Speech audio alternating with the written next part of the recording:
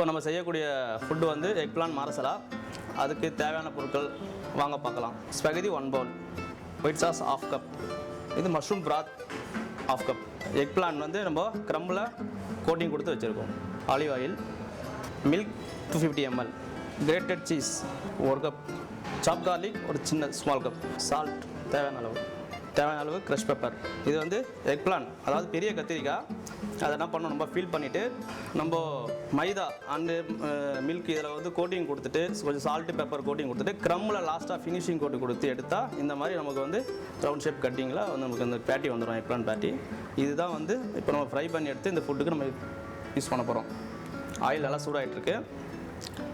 அப்புறம் பார்த்தீங்கன்னா இதுக்கு இந்த ஸ்பெகதி நான் அப்படியே பாயில் பண்ணி வச்சுருக்கேன். ஸ்பெகதி நம்ம கீழே லேயரில் கொடுத்துட்டு அதுக்கப்புறம் இது வந்து மஷ்ரூம் பிராத்.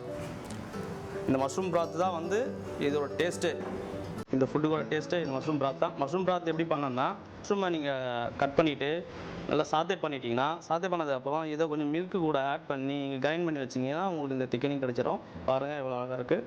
இதை தான் நம்ம யூஸ் பண்ண போகிறோம் திக்கனிங்கு. இப்போது ஆயில் நல்லா சூடாகிடுச்சு. இப்போ ஃப்ரை பண்ணி எடுத்துடலாம் நம்ம வந்து பேட்டியை, எக் பிளான் பேட்டியை.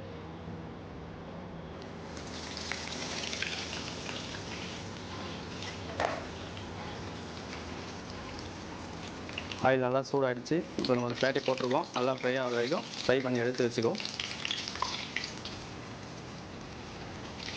இப்போது இந்த பேட்டி நல்லா ஃப்ரை ஆகி வந்துச்சு, ஃபினிஷிங் ஆகிடுச்சு. இப்போ எடுத்துருவோம் இதை.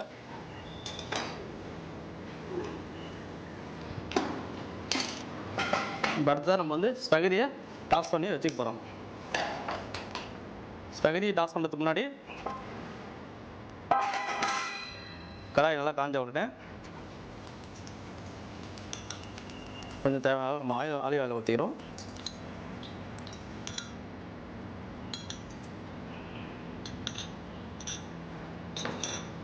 சாப் கார்லிக் போட்டுக்கிறோம்.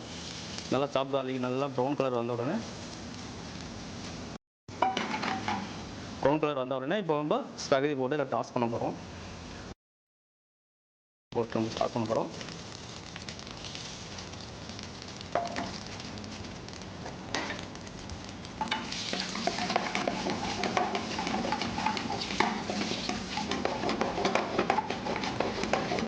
நல்லா அந்த கார்லிக் ஃப்ளேவருக்கும் அந்த ஆலிவ் ஆயிலுக்கும் அந்த ஸ்பெகதிக்கும் டேஸ்ட்டு அவ்வளோ நல்லா அருமையாக டேஸ்ட் இருக்கும்.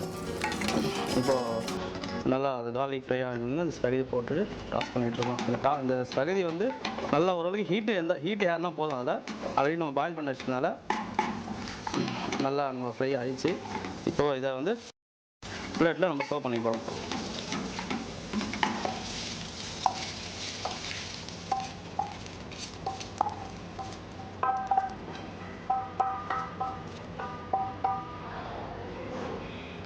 ஸ்பெகதியை போட்டாச்சு. நம்ம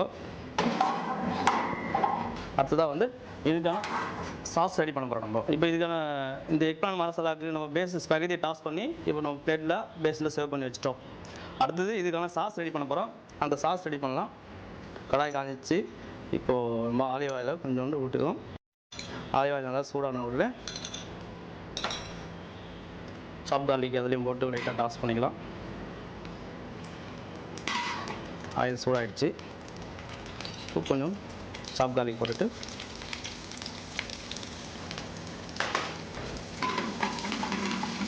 லைட்டாக சாப் கார்லிக் லைட்டாக அந்த ப்ரௌன் கலர் வரும்.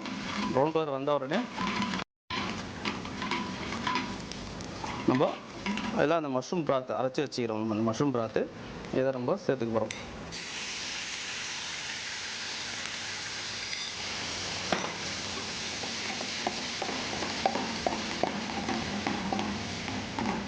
மஷ்ரூம் பிராத் சேர்த்தாச்சு.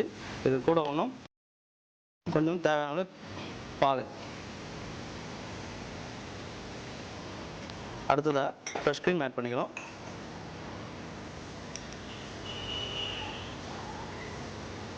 ரெண்டு ஸ்பூன் எவ்வளோ ஊற்றிக்கலாம். ஃப்ரெஷ் க்ரீம் ஊற்றிட்டு இதை நல்லா மிக்ஸ் பண்ணிட்டிங்கன்னா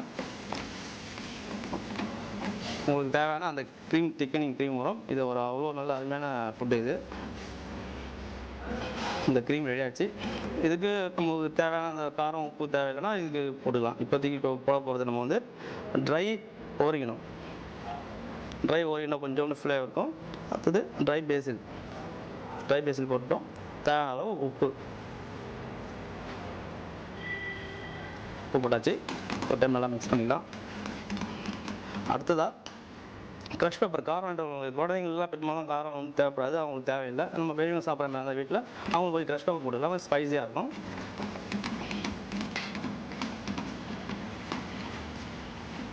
இப்போ இது சாஸ் ரெடி ஆகிடுச்சு. நம்ம அடுத்ததாக இப்போ இந்த ஸ்பைசி டாஸ் பண்ணி வச்சுருமா, இதுக்கு மேலே நம்ம அந்த எக்லான் பேட்டியை மேலே வச்சுட்டு கார்னிஷ் பண்ணிவிட்டு அழகாக வச்சுருவோம். இது வெடித்த உடனே இந்த சாஸ் ரெடியான சாஸை எடுத்து இந்த எக்லான் மேலே நம்ம போட போகிறோம். ஊற்றிட்டோம்னா அந்த நம்ம ஃபுட்டு வந்து கரெக்டாக அழகாக வந்துடும்.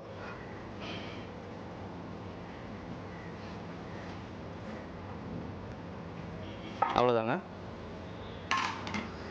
இப்போது எக்லான் மசாலா ரெடி. இது நம்ம வந்து கார்னிஷ் பண்ணிக்கலாம். கொஞ்சம் சாப் பார்ஸ்லி,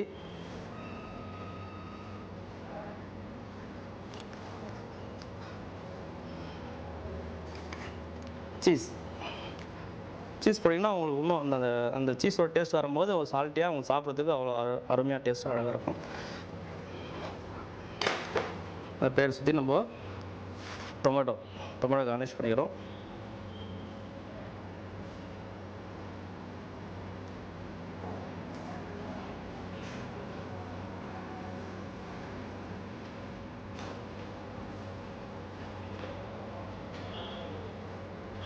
கார்னிஷ் முடிஞ்சிச்சு. இதுக்கு மேலே கார்னிஷுக்கு நம்ம ஃபர்ஸ்ட் பேஸில் வச்சுருவோம். அழகாக இருக்கும் நம்ம பார்க்கறதுக்கு. இப்போது எக்லான் மசாலா ரெடி. பாருங்கள் எவ்வளோ அழகாக இருக்குது. இந்த டிஷ்ஷு வந்து பார்த்திங்கன்னா குழந்தைங்களும் ரொம்ப பிடிக்கும், பெரியவங்களும் ரொம்ப பிடிக்கும். இது டிஃப்ரெண்ட்டு, இது ஒரு இட்டாலியன் ஃபுட்டு.